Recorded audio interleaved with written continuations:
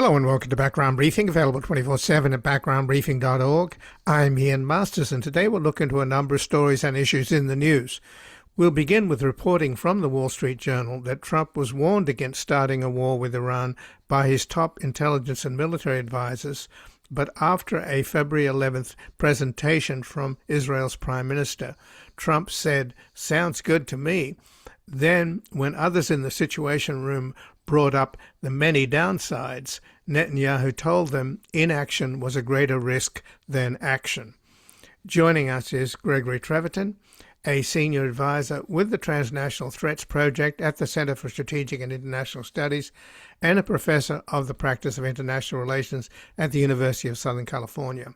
He served in government for the first Senate Select Committee on Intelligence, handling Europe and the National Security Council, and was chairman of the National Intelligence Council from 2014 to 2017. His books include Dividing Divided States, Beyond the Great Divide, Relevance and Uncertainty in National Intelligence, and Science for Policy. Then we'll examine how the gospel of love has entered our political campaigns in a discourse darkened by the gospel of hate preached by Trump, Stephen Miller, Natalie Harp, Speaker Johnson, Vice President Vance, and the Pentagon's Christian warrior, Pete Hegseth. Joining us is Robert Kuttner, the co-founder and co-editor of the American Prospect and the Ida and Meyer Kirstian Chair at Brandeis University. He was formerly an assistant to the legendary I.F. Stone, Pacifica Radio's Washington correspondent, a chief investigator for the Senate Banking Committee, and for 20 years wrote a column at Businessweek. His books include Going Big, FDR's Legacy, Biden's New Deal, and the Struggle to Save Democracy, and he has a new memoir, Notes for Next Time, Surviving Tyranny, Redeeming America, and an article at the American Prospect we will discuss. You can take this as gospel. A new breed of political hopefuls is challenging the religious right's theology of hate with a Christian message of love. Then finally, guest host Anna Leah speaks with the University of Maryland's Sacoby Wilson about data centers as a stark example of environmental racism appears in the three-quarters black city of Gary, Indiana, which is in the dark with no electricity for weeks, as the white Republican leaders of the state invite in 121 data centers to suck up all available electricity. An environmental health expert, Dr. Wilson, works to educate communities about fighting data centers, and he has worked with the EPA, the CDC, and many activist coalitions. And before we begin with Trump having bombed 7 countries and started a war against Iran, while at home his ICE thugs terrorize and break up families, murdering American citizens in the process, the need to rid the country of the deeply unpopular Trump cacistocracy and his clown car cabinet could not be more urgent. But these crooks and criminals would do anything to stay in power, as their billionaire buddies buy up the mainstream media and the mob boss intimidates Republican politicians. Only people power can beat money power, and we need all hands on deck as we continue to do our part, delivering a daily public service, providing the facts and evidence to inform the majority of what they are up against and how to win back our country, our decency, and the respect of the community of nations. You can help save America's 250-year-old democracy by making a tax-deductible donation at backgroundbriefing.org/donate or at publictruthmedia.org, and thank you. And joining us now is Gregory Treverton, a senior advisor with the Transnational Threats Project at the Center for Strategic and International Studies and a professor of the practice of international relations at the University of Southern California. He has served in government for the first Senate Select Committee on Intelligence, handling Europe and the National Security Council, and was chairman of the National Intelligence Council from 2014 to 2017. His books include Dividing Divided States, Beyond the Great Divide, Relevance and Uncertainty in National Intelligence, and Science for Policy. Welcome to Background Briefing, Gregory Treverton.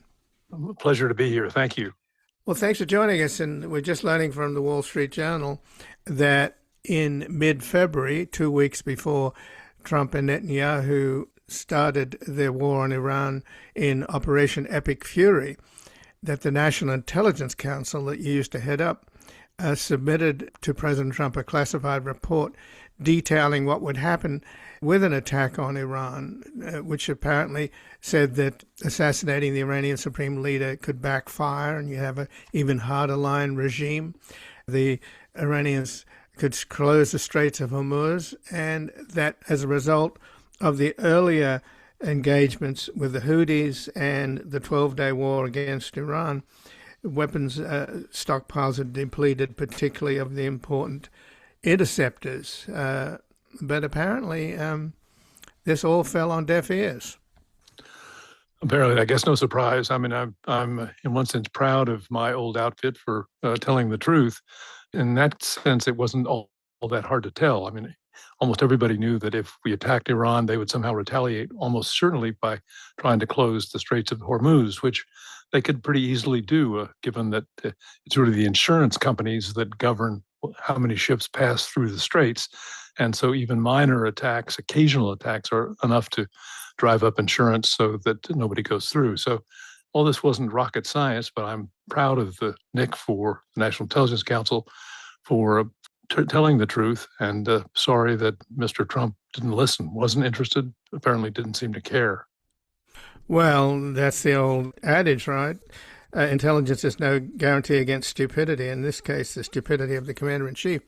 But on the 11th of February, Trump held a Situation Room meeting with Secretary of State Rubio, Defense Secretary Hegseth, General Kane of the JCS, CIA Director John Ratcliffe, Steve Witkoff, Jared Kushner, and Prime Minister Netanyahu, in which Netanyahu sold this idea that the Iranians would be too weak to block the Straits of Hormuz, that airstrikes would inspire the Iranian people to rise up against their government, that Kurdish forces could bog down the Iranian army in western Iran, and that the exiled Crown Prince Reza Pahlavi would be on standby to seize power at the opportune moment. And then after Netanyahu made his presentation, President Trump apparently said, "Sounds good to me."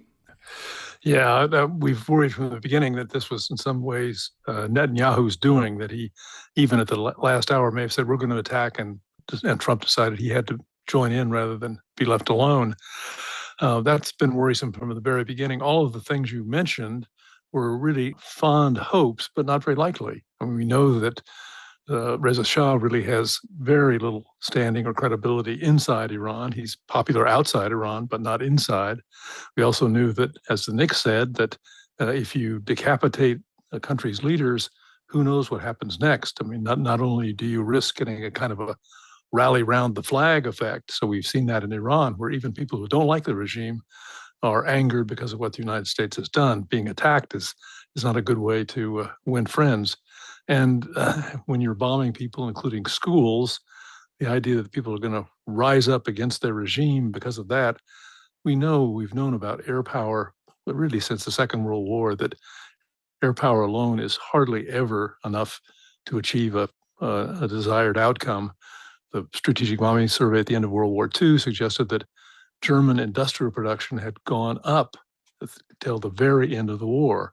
So whatever else the bombing did, it didn't slow their industrial growth very much. So that's a kind of a lesson for Iran, knowing that you can't bomb them into submission, or you can't bomb them into chaos. Well, apparently after the NIC report came to the president, Director of the CIA Ratcliffe briefed him on the assessments, and he said that the meeting that took place with the Israeli Prime Minister and his regime change scenarios were farcical. Right. And then Trump asked General Kane what he thought. And Kane apparently said, "Sir, this is, in my experience, standing operating procedure for the Israelis. They oversell, and their plans are not always well developed. They know they need us, and that's why they're hard selling."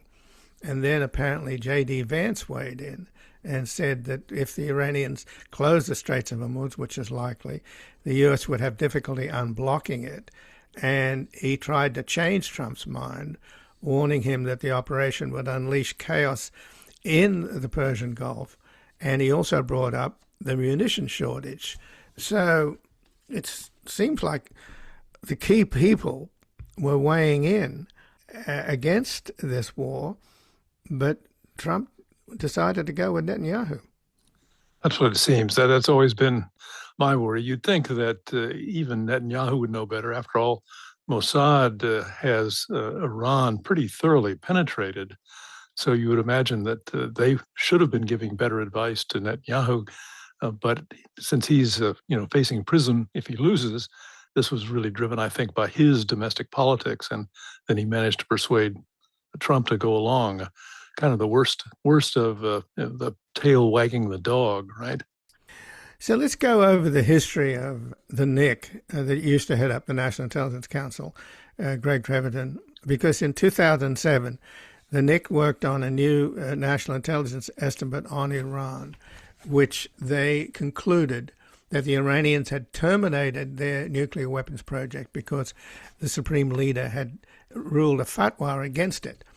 But that, of course, upset a lot of the hawks like John Bolton in the Bush administration. But this report was reinforced. The DA director, Ronald Burgess, and the DNI head, General James Clapper. And then in 2011, the former CIA director, Leon Panetta, concurred with the Joint Chiefs of Staff chairman, warning that Iran wasn't actively building a bomb. And then during the early Trump administration, the first one, when he wanted to cancel the JCPOA, the nuclear agreement with Iran, Trump's own national security advisor, H.R. McMaster, told him that the Iranians were in compliance with JCPOA. And then Defense Secretary James Mattis and the Joint Chiefs Chairman, Joseph Dunford, all basically told the Congress in 2017 that the deal was in the United States' security interest to maintain. And if we withdrew from the JCPOA, there would be an unfortunate ripple effect. So, my God, it's like everybody in the world was telling him that Iran wasn't building the bomb. Right. The Obama deal was working. Don't blow it up. And what did he do? Yeah, both blew it up. Yes, we did the JCPOA when I was chairing the NIC, and it was it was a very painstaking negotiation, but it took a long time. It took a lot of expertise. It was hard to do because it involved so many secret compartments that not everybody was cleared into it. So it was hard to even have a meeting. But we worked hard and got it what I thought was a good deal, got a clear pause and a clear statement that they weren't about to build nuclear weapons. And as far as we can tell from the 2007 estimate, they did decide not to work on weaponizing. They continued some enrichment, but weren't building a weapon, basically. So it all seemed like it was going pretty well. And then why break it all up and create the kind of economic chaos and mess that the president has? It really doesn't make any sense. It makes sense only in two ways, I suppose. And that was one, anything Obama did had to be wrong, right? Trump has never gotten over that. And then he was, I think, sold a bill of goods by Netanyahu. That combination turned out to be pretty deadly for U.S. interests. Well, back in 2007, Admiral William Fallon, in his confirmation hearing for his role as CENTCOM commander, was asked by the Congress whether he believed Iran would close the Straits of Hormuz. And he declined to answer that in a public hearing, but apparently later in a closed session said indeed that was a very likely thing to happen.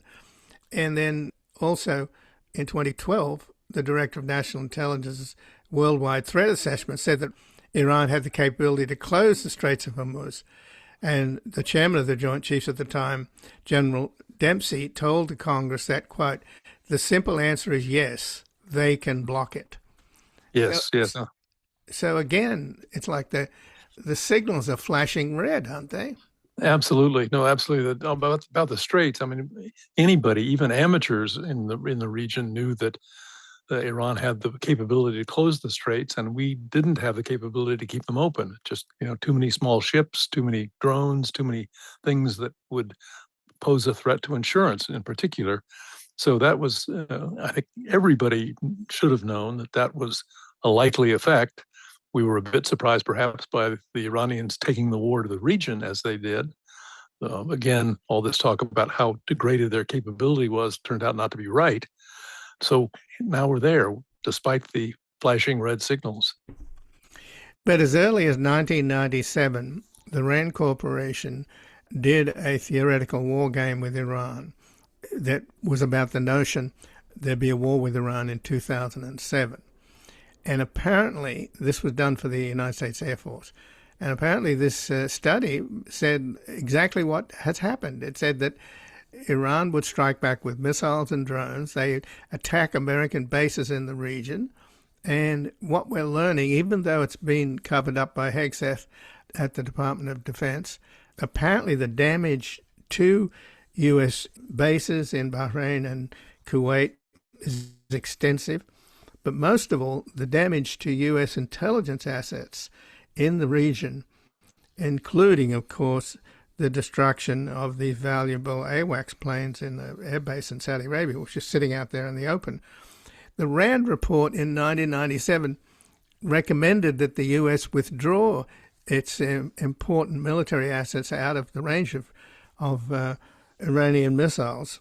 And, of course, back in 97, the Iranians had nothing like the missile inventory that they have today.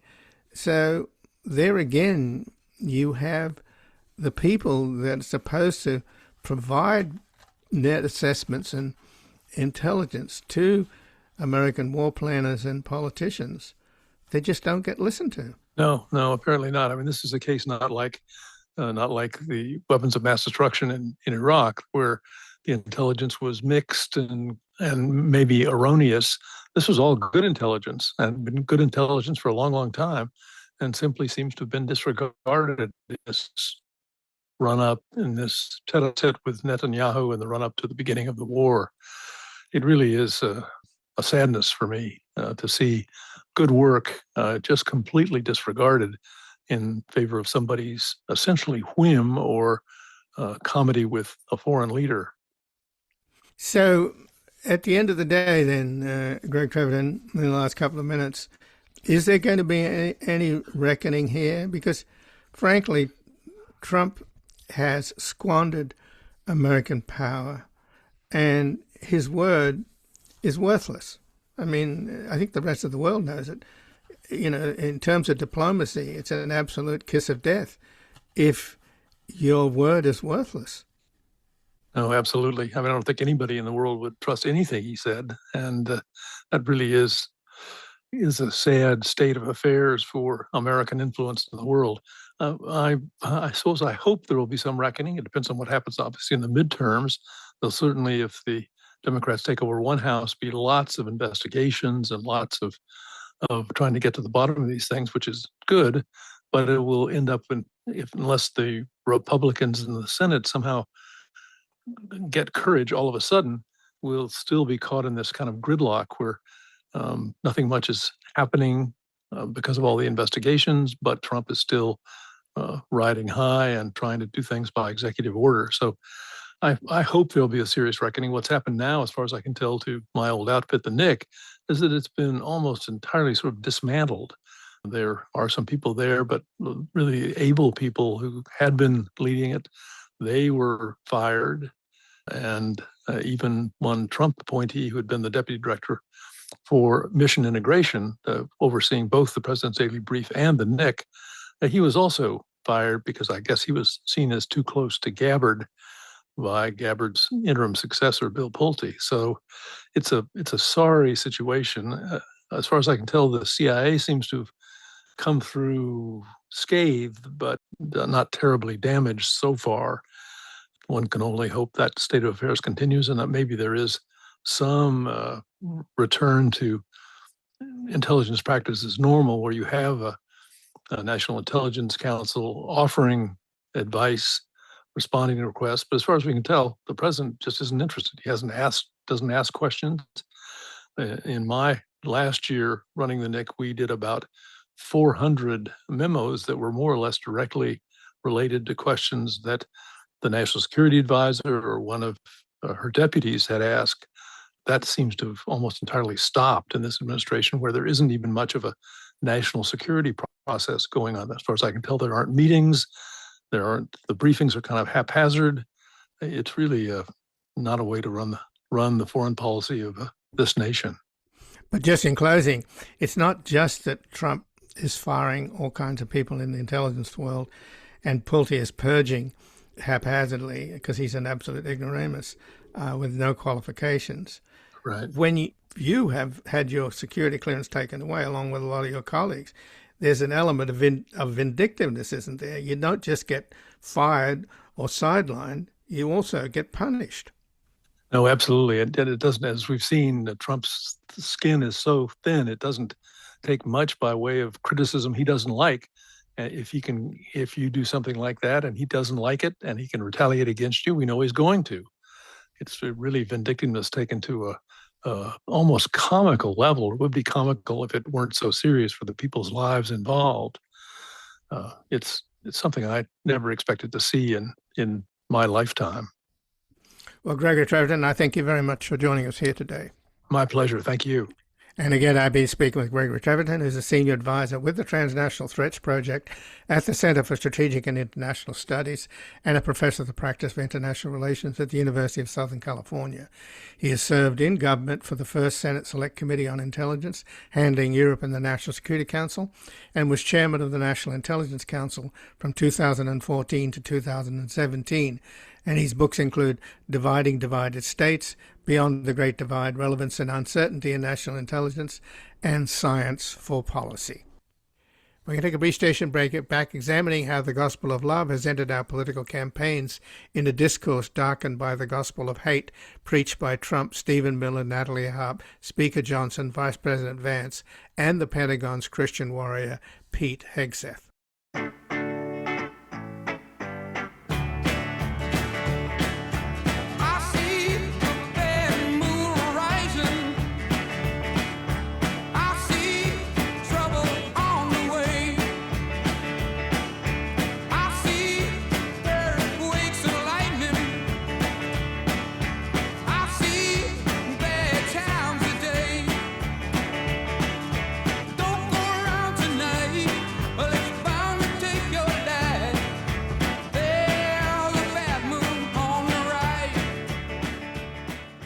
Welcome back. I'm Ian Masters, and this is Background Briefing, available 24/7 at backgroundbriefing.org. And joining us now is Robert Kuttner, the co-founder and co-editor of the American Prospect and the Ida and Meyer Kirstian Chair at Brandeis University. Early in his career, he was an assistant to the legendary I.F. Stone and the Washington correspondent for Pacifica Radio. He also was the chief investigator for the Senate Banking Committee, and for 20 years wrote a column at Business Weeks. His books include Going Big, FDR's Legacies, Biden New Deal, and the Struggle to Save Democracy. And his new memoir is Notes for Next Time, Surviving Tyranny, Redeeming America. And he has an article at the American Prospect. You can take this as gospel. A new breed of political hopefuls is challenging the religious right's theology of hate with a Christian message of love. Welcome to Background Briefing, Robert Kuttner. Always a pleasure, Ian. Well, thanks for joining us, Bob.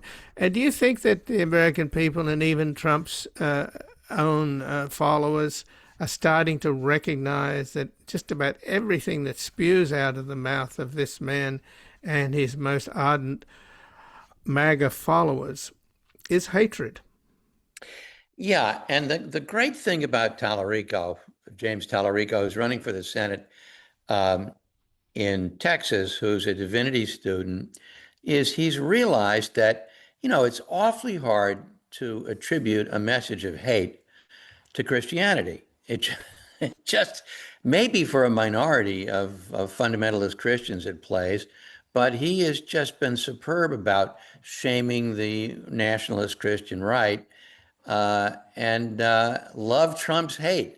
And it surprises me that it took somebody this long to come up with that, but because this is not a kind of formula, but because Tallarico, is a seminarian, he's a theological student, this is real for him.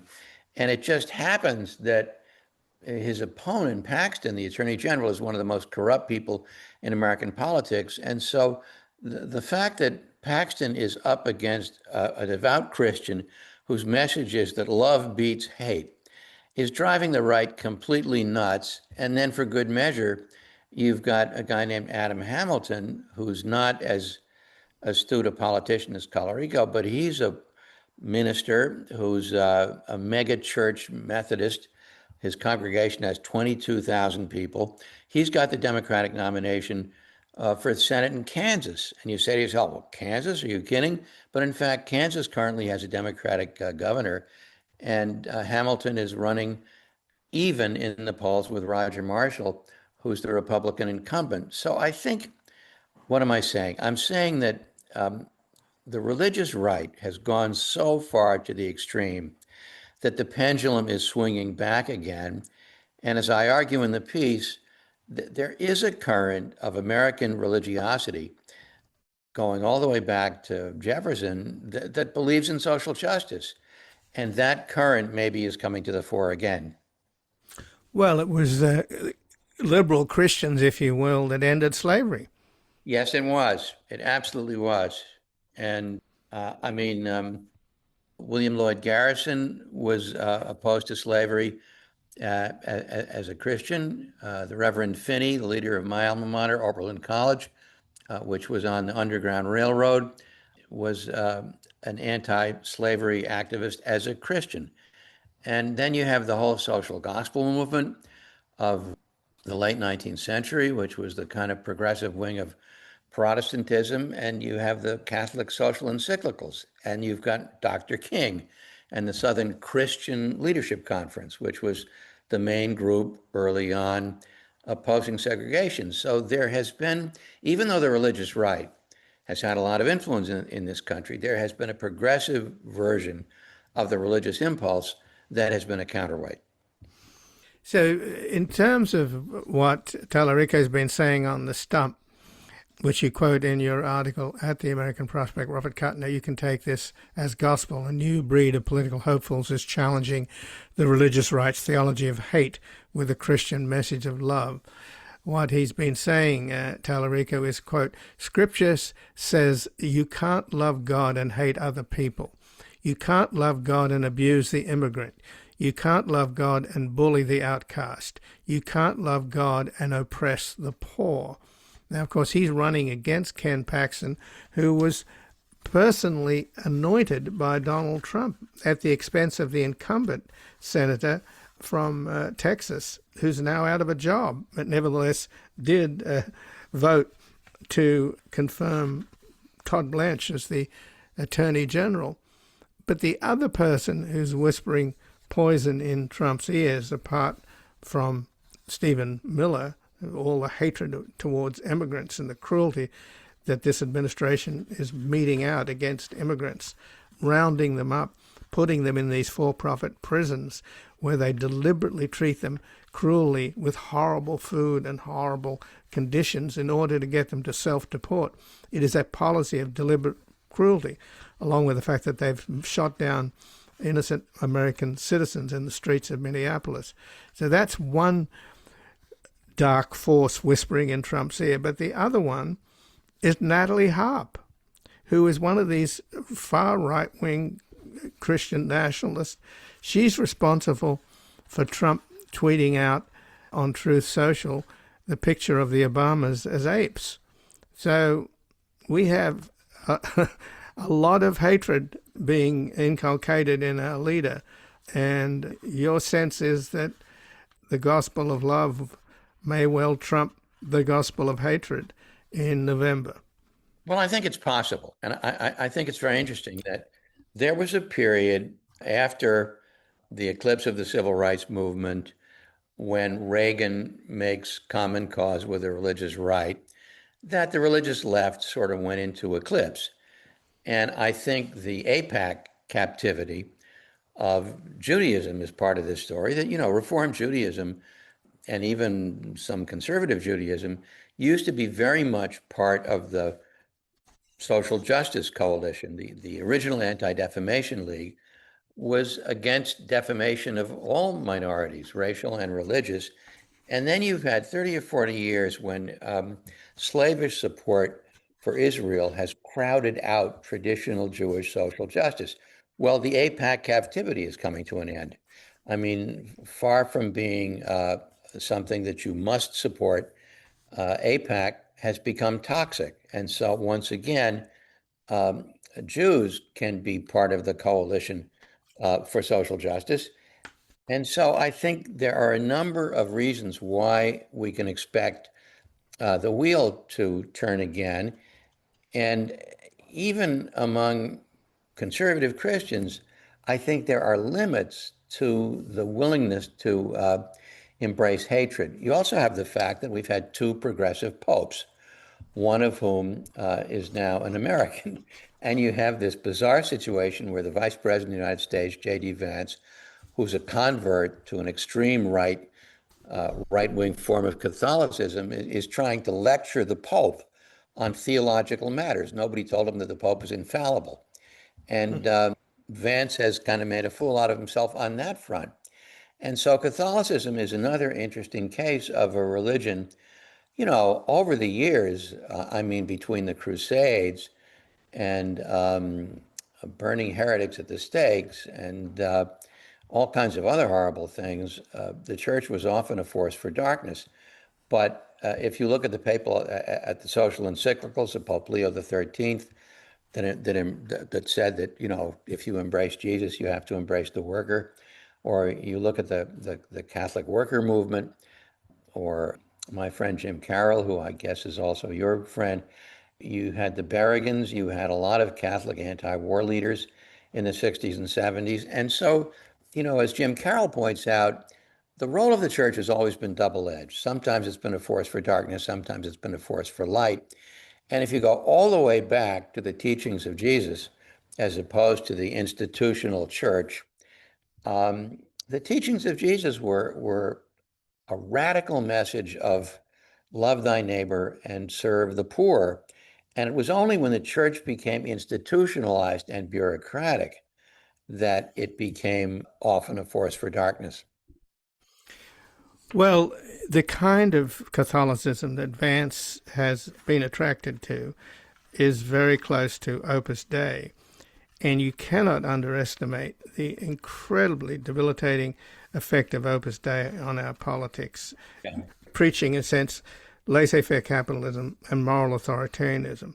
They have laterally captured the Supreme Court via Leonard Leo, who's an Opus Dei fanatic, along with a whole bunch of people in the administration. I could go through all the names.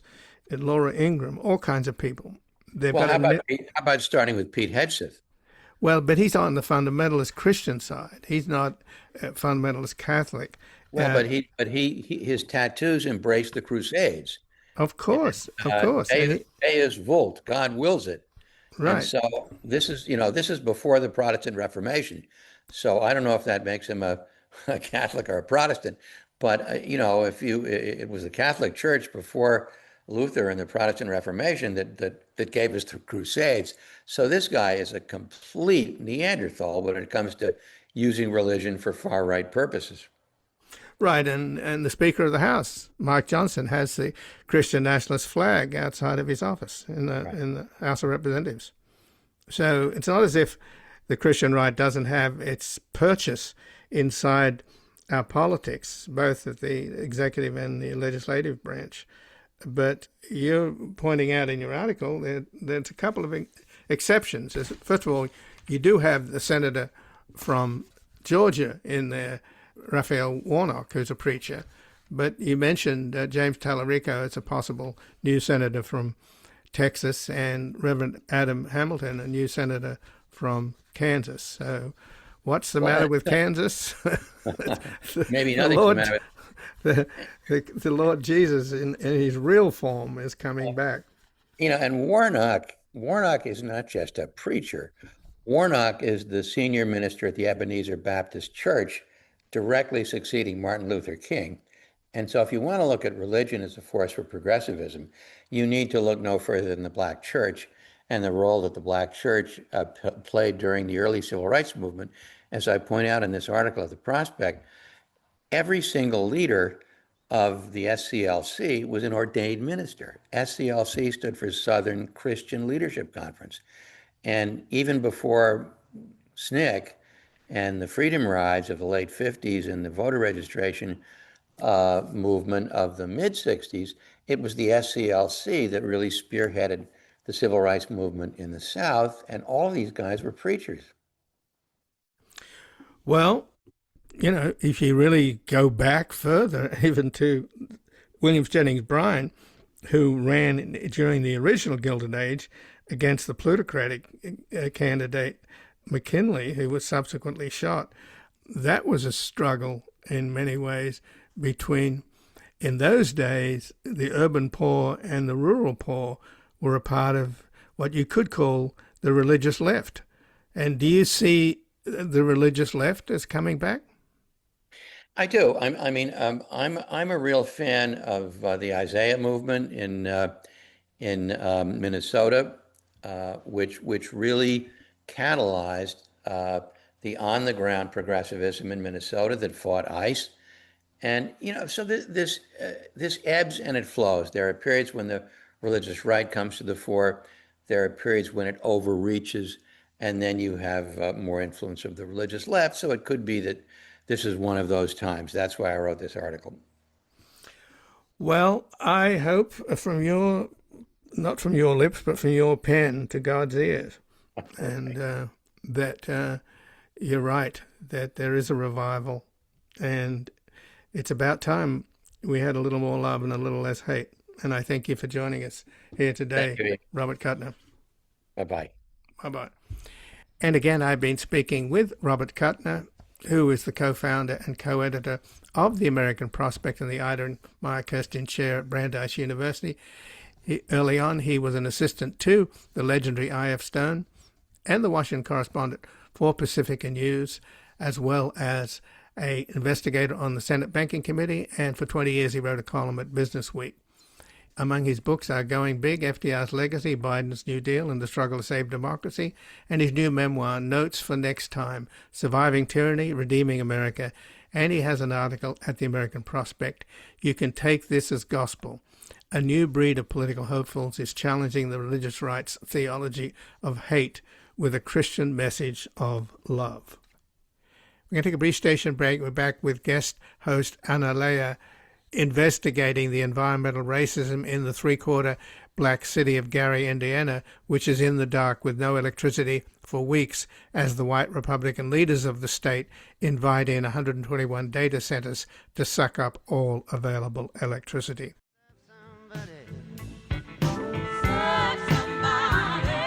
Well, it may be the devil or it may be the Lord, but you're gonna have to serve somebody.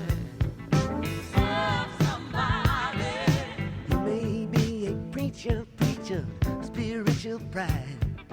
Maybe a city councilman taking bribes on the side. Maybe working in a barber shop, you may know how to cut hair. This is Anna Leah for Background Briefing. Thousands of people in Gary, Indiana have been without power for over 2 weeks, following severe storms.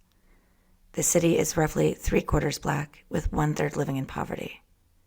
Other majority black cities have also experienced large-scale power outages, like Memphis just this past weekend. Gary's local utility company faces a lawsuit for inadequate maintenance, but that's not the whole story. On top of already existing infrastructure issues, Indiana's grid is being tested by a surge of data center constructions. Industry website Data Center Map counts 125 in the state, and that's a massive increase this year. Amazon, Microsoft, and Google are all building in northern Indiana where Gary is. And this is led in part by cheap land and state tax exemptions, costing Hoosiers over $655 million, according to the local TV station WTHR. The utility company facing the lawsuit, NIPSCO, recently spun off a company and sidestepped regulations to build out more power capacity for these data centers. And not only that, the EPA recently proposed rules to curb public notice and input for proposed data centers and to let companies start building before they receive their permits. Now, we can't blame the entire Gary power outage on data centers. Electrical infrastructure around the country is aging and vulnerable. But the massive draws of data centers do put new strains on a system that is already prone to failure, and there is a high chance they will fail low-income Americans and communities of color more. So joining us is the multi-award-winning environmental scientist, Dr. Sacoby Wilson, who runs the Health, Environmental, and Economic Justice Lab at the University of Maryland College Park School of Public Health, where he's also a professor. He's an active member of his community and directs the Center of Engagement, Environmental Justice, and Health Empowering Communities, and co-founded the Mid-Atlantic Justice Council. He's a former member of many boards, including for the EPA and the National Academy of Sciences, and is currently the editor-in-chief for the publication Environmental Justice. So thank you for joining us. Thanks for having me today. So first of all, are these data centers going up around the country uniformly? Is everybody going to experience the same strain on their infrastructure? I would say that, we have a lot of data centers going up. You have the small scale data centers. I think many folks are concerned about the hyperscalers, the really large ones, the ones that are going to use up 30 megawatts of power, the amount of power you need for a small town. And I would say that you're seeing data centers going up in the Midwest. You're seeing data centers going up in the Gulf Coast. You saw, I think recently Governor of Texas said we need to put a moratorium on data centers because I think they have like 1,500 to 1,800 proposed in the state of Texas. We're seeing data centers, more expansions in Virginia, Maryland, so across the Northeast, the Mid-Atlantic, the South, they're going up everywhere. But the impacts on the grid are being felt by many residents, but felt disproportionately by low-income residents. And so the issue is, yes, you think about data centers and this innovation in AI and technology. I mean, I think it's a great thing that we're advancing our technology, but we're using the power of the 19th centuries, like we're using steam power for these data centers instead of using more clean energy, which is a reason why would you want to have data centers that are this advanced, like Jetsons kind of, for those of y'all remember the cartoon Jetsons, kind of Jetsons technology, but you're burning coal, you're burning gas, you're burning fossil fuels, right? You're burning dinosaurs, basically. It makes no sense. And how are people seeing the impacts differently? I mean, for example, we've been doing work with Memphis Community Against Pollution, Keyshawn Pearson's organization. You look at the XAI data center, large facility that's owned by Elon Musk in Boxtown. Boxtown is a Freedmen's community, a Black community in Southwest Memphis, where you have this data center. And so that community was already overburdened by other environmental hazards. They have a cancer rate 4 times the national average, right? And so that facility was operating without a permit.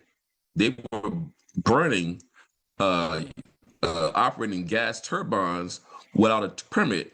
And so you see, when you burn gasoline, when you're burning natural gas, right, you're going to produce combustion byproducts, light particulate matter, light volatile organic compounds, pollutants like sulfur dioxide, all these pollutants.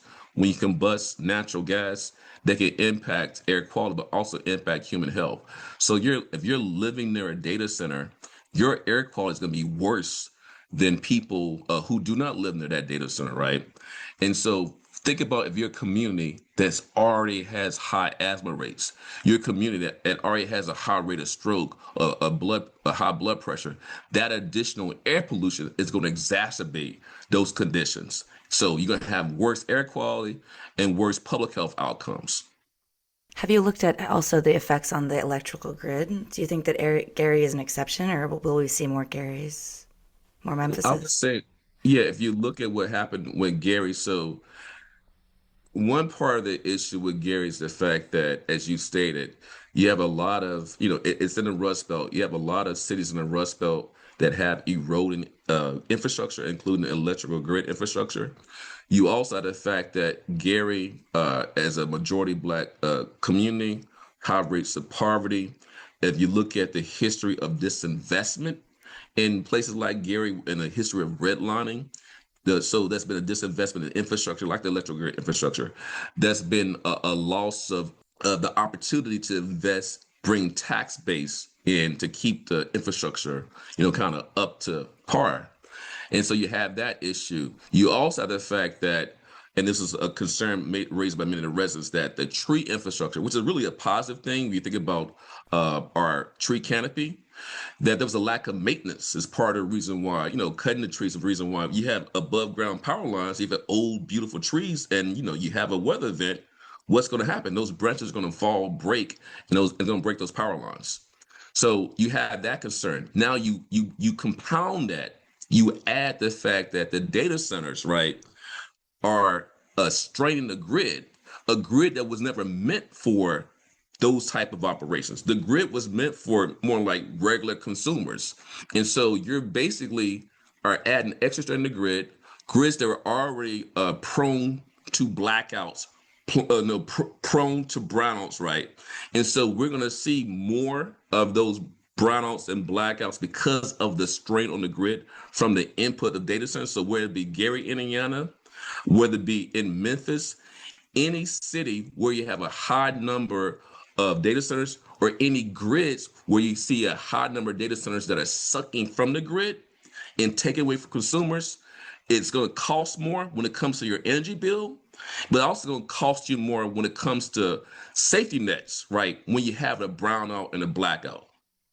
I mean, think about people are living in insecure conditions because of the data centers if they're adding to the burden on the grids. So we have to address not just the cost when it comes to people's electricity bills, but what's the cost of people's lives when they don't have power to take care of their kids, when they don't have power for their medicine, when their food is spoiling in their refrigerators, when they don't have many of these folks that live in low-income areas, when there's a brown and blackout, they don't have the money to go to a hotel outside of the impact zone.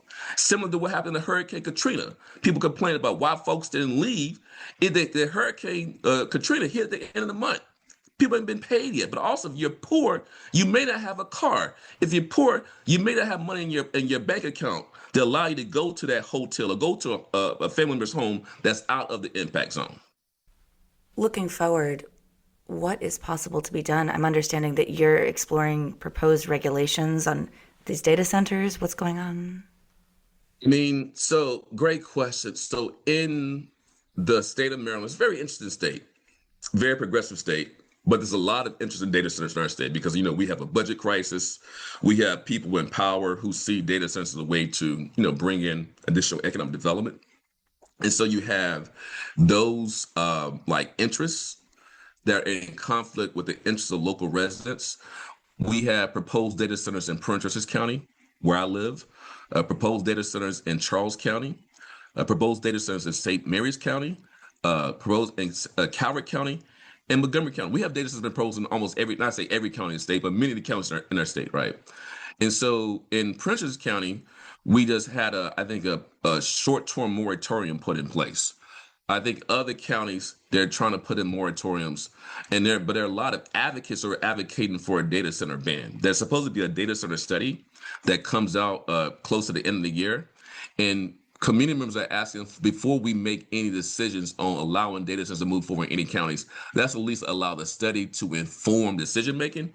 But I think what's going to happen is that study is probably not going to really tell the full story and will not really lead to the decision making for a ban. So many advocates, who are not waiting on the study, they want a full ban on data centers, just like in other parts of the country where you see folks advocating for bans on data centers. I think we've seen some efforts in Ohio to more action on banning data centers. You've seen what's happened with the governor of New York. I think trying to ban data centers, and as I said earlier, even in Texas, there's some thick decision making like, hey, we need to slow down this data center train. So we're seeing similar things happening in our state. In Data Center Alley, which is in Virginia, there's a lot of folks who are fighting to push back against expansive data centers. Because it's not just the air quality impacts, it's the huge water quality impacts of data centers that folks are concerned about. People are concerned about the noise pollution. It's really interesting. We talk about noise a lot, right? We have like high frequency noise and low frequency noise. Many of our noise ordinances deal with high frequency noise, but with data center, like that hum, people complain about that hum. That is low frequency. Our mitigation approaches to like a physical barriers meant to absorb noise. The low frequency noise, it bounces over. It doesn't work for low frequency. So if you have a mild buffer between you and a data center, and they have a noise ordinance in place, if it's not addressed in low frequency, you're still going to be impacted. So you have noise issues. You also have the energy justice issues. You have the fact that ratepayers are subsidizing these data centers if they're on the grid. And then they're getting a tax break. So that's double welfare. So there's a lot of issues that people are concerned about. And also, when it comes to transparency, it's shocking the fact that the EPA is saying, hey, you don't have to have a public process when it comes to permits for data centers. We are going backwards when it comes to protecting people's rights to petition. That to me is a violation of our constitutional right to petition, that the lack of transparency when it comes to the permit process. We already had during the first Trump administration, the rollbacks of the National Environmental Policy Act. We've seen more rollbacks under this Trump administration as it relates to NEPA, as it relates to the climate endangerment funding, as it relates to the Clean Air Act, as it relates to the Clean Water Act. So this is in line with their, I think, goals of like, we don't need to have an EPA. That's basically, we don't have a working EPA right now. And we're seeing this a wild, wild west when it comes to data center development across our country. I believe it was under President Biden that the Environmental Justice Department of the EPA was founded. Yes. Please tell me the current state of affairs as far as any kind of, federal attention towards environmental justice. I mean, as a school of thought, because back then, the department actually looked out and started creating maps and started informing communities. Is it all gone?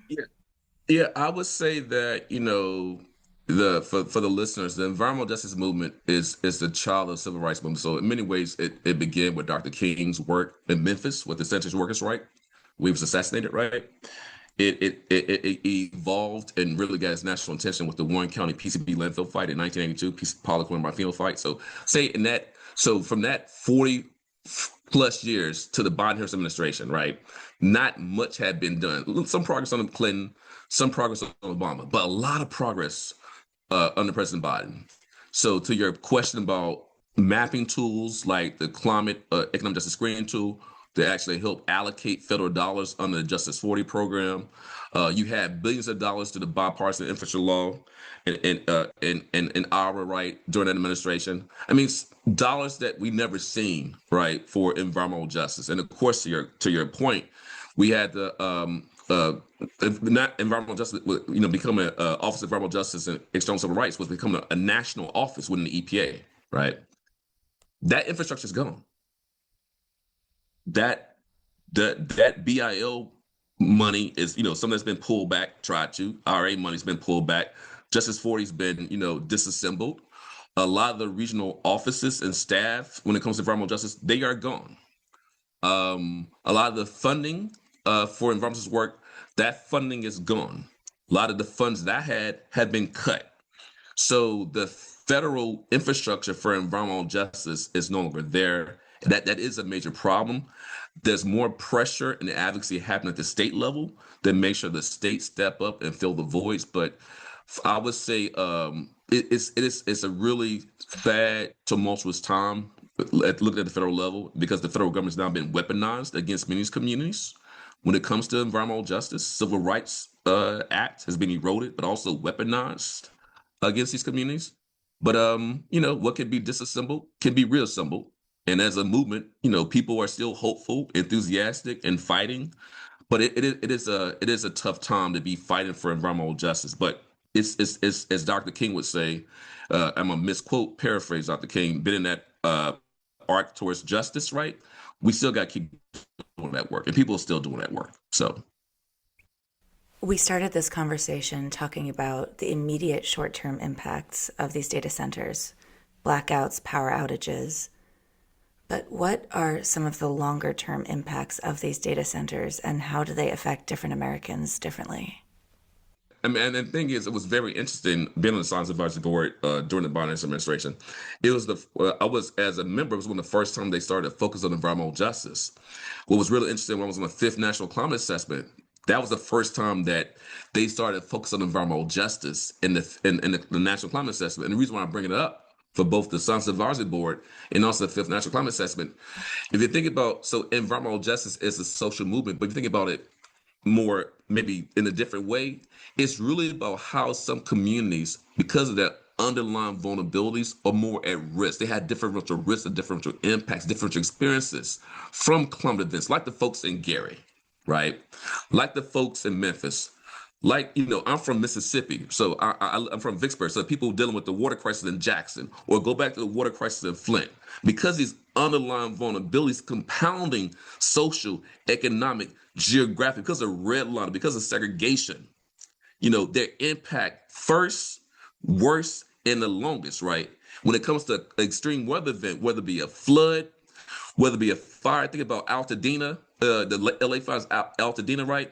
Whether it be a hurricane, go to Hurricane Katrina, Hurricane Floyd, Hurricane Florence, Hurricane Michael, Hurricane Harvey, low-income folks, communities of color, folks that have these underlying vulnerabilities impact worse, first, worse, and longer. It takes them longer to recover. So that's what we think about in the environment. This is what we're talking about. We're talking about where we live, where we work, where we play, where we pray, where we learn. But some folks, because of who they are and how they look and their income, they don't have the infrastructure, they don't have the resources, they don't have the capacity to be prepared, and don't have the capacity to survive during, and don't have the capacity or less capacity to respond and bounce back quicker. So that's what so when you think about Gary, when you think about Memphis, when you think about floods, don't think about heat waves, y'all. Chicago heat wave in 1985. Who would have thought that in 2025, 2026, we will still have heat waves? We know that these extreme events, they're happening more. So we know it's hot every summer, but it's hotter longer. For folks in urban areas, low-income folks, elderly folks, heat is hitting them harder. So you have heat waves in DC. We had the Pacific Dome a few years back, and we saw the folks that passed away, right? We're seeing more heat waves, but who's at risk more, right? Low-income folks, folks don't have access to health care, folks are dealing with, underlying health issues. Even if you think about flooding issues, again, think about the justice context. We know we're going to see floods, but we're seeing more floods. Why? Because extreme weather, because of more extreme precipitation. And then the cost of it. We all are impacted by these extreme weather events, but some more. And think about the cost. People are losing their jobs. Folks got to pay more for insurance. We have insurers who are leaving areas because it's too risky for them, but for the folks to live there, they can't leave. So they're again, they have to take into account those costs. So that's when we think about environmental justice and the impacts. All of us are not impacted equally. And with climate change, yes, some people may believe it's real, but for folks who are poor, who don't have health care, right, who are underinsured, it's real for them. It's real for them. So you served with the National Academy of Sciences and you served with the EPA, and I assume that the Health, Environmental, and Economic Justice Lab at the University of Maryland also received funding. How has this administration impacted you, your ability to do your work? Yeah, no, that's a great question. I mean, I'm committed as an environmental scientist, as a researcher, as an advocate to do work. I do science that serves the people. I do science that serves the people, for the people, by the people. I talk a lot about how our work, we work with impact communities to help build a capacity to do their own science. We call it empowerment science. And then, we try to work with folks who are dealing with the cumulative impacts of environmental hazards and pollution to liberate them from that, right? So we call that liberation science. So I've been committed to that work since I was a grad student. Been doing that work, for 25 years. So it's been really difficult with the Bizarro world. For those DC comic books, like Bizarro, like we're in Bizarro world, like it's the opposite. We had a grant, so I was a co-director of the Region 3 TICTAC, that's Driving Communities Technical Center, EPA Region 3, and our job was provide technical assistance to communities experiencing environmental energy justice issues, and also to help them apply for federal funding. We received a letter that said that they're going to cut our funding because they thought that what we were doing was a abuse of federal funding, and that it was in opposition to the Civil Rights Act. Environmental justice as a social movement is the operationalization it's a civil rights. Remember, it's a remedy to remedy things, right? So getting that letter was a slap in the face. So that grant was cut. We had some other grants that were lost. So I lost a lot of staff. So we lost a lot of staff. On the nonprofit side, we've also been impacted. A lot of our community partners who are community groups that are working in communities that are experiencing these environmental and energy and climate injustices their funding has been impacted. Groups like South Baltimore Community Land Trust are dealing with a lot of issues in Curtis Bay, where there's a lot of port-related issues. Southwood Environmental Alliance in Newark also dealing with port issues. I have groups like, partners like Empower DC and DC. And so many partners that we work with, community groups that have lost funding and have, lost staff, or people because of attacks on nonprofits. Folks are scared. They're being targeted. So again, the federal government, DOJ, other agencies have been weaponized against folks that's trying to make communities better, make the lives of Americans better. And one of the things I like to say is trying to help Americans dream again. Help those folks get their, achieve their American dream. So I would say that as a social movement, that's what we're trying to do. Help the democracy work. Help folks achieve the American dream. Help people create, get opportunities for, economic and health opportunities, and to be attacked by our own government on a daily basis, to be maligned, to have funding cut, to be, invisibilized and dismissed. It's been difficult for the movement and for my partners, but me personally, it's just been hard seeing, the loss of team members, loss of staff, and loss of my capacity to support communities who are experiencing environmental harms every day. Dr. Sacoby Wilson, thank you so much for coming to see us today. Thank you for having me. That was Dr. Sacoby Wilson out at the University of Maryland College Park, where he runs the Health, Environmental, and Economic Justice Lab.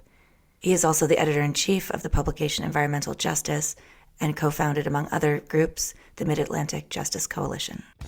And this has been Background Briefing. I'm Ian Masters, and I'd like to thank producers Graham Fitzgibbon and Asher Price. And if you've missed any of today's program and would like to explore our vast archives, you can visit us at backgroundbriefing.org, where we'll include extended interviews searchable by topic and have made it easy for you to sign up for the daily email updates that provide links to resources, articles, and books discussed on the program.